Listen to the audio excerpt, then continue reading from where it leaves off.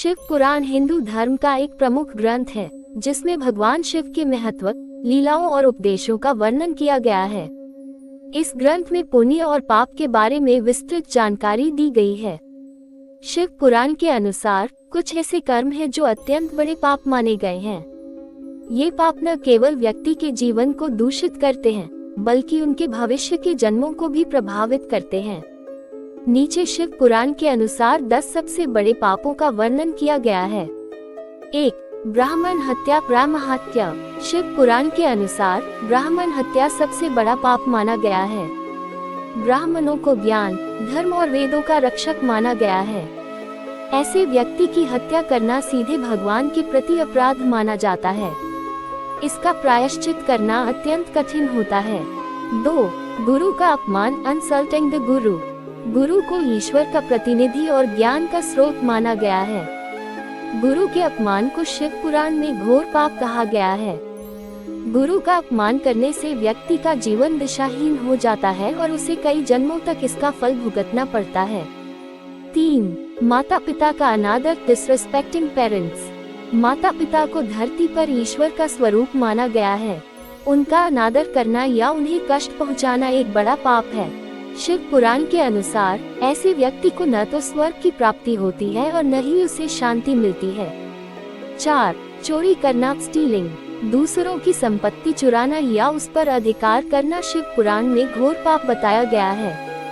यह न केवल सामाजिक बल्कि आध्यात्मिक अपराध भी है। चोर को पुनर्जन्म में कष्ट में जीवन जीना पड़ता है। 5. झूठ बोलना। लाइंग। झूठ बोलना विशेषकर धर्म या न्याय के संबंध में पापों की श्रेणी में आता है। शिव पुराण के अनुसार झूठ बोलने से व्यक्ति का चरित्र नष्ट होता है और उसे यमलोक में कड़ा दंड भोगना पड़ता है। 6. व्यभिचार। अडल्टरी। अनैतिक यौन संबंध रखना शिव पुराण में महापाप माना गया है। यह न केवल सामाजिक संतुलन को बिगाड़ता है बल्कि आत्मा को भी कलंकित करता है। ऐसे व्यक्ति को नरक में दंडित किया जाता है। 7. निंदा करना। Slandering others. किसी की झूठी निंदा करना, दूसरों की छवि खराब करना या गलत आरोप लगाना एक घोर पाप है। इससे समाज में द्वेष और दुश्मनी बढ़ती है। शिव पुराण में इसे अधर्म का कार्य कहा गया है। 8. गोहत्या। Killing a cow.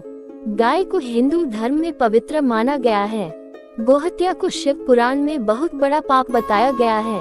कहा गया है कि जो व्यक्ति इस पाप को करता है उसे कई जन्मों तक नरक में यातनाएं सहनी पड़ती हैं। 9.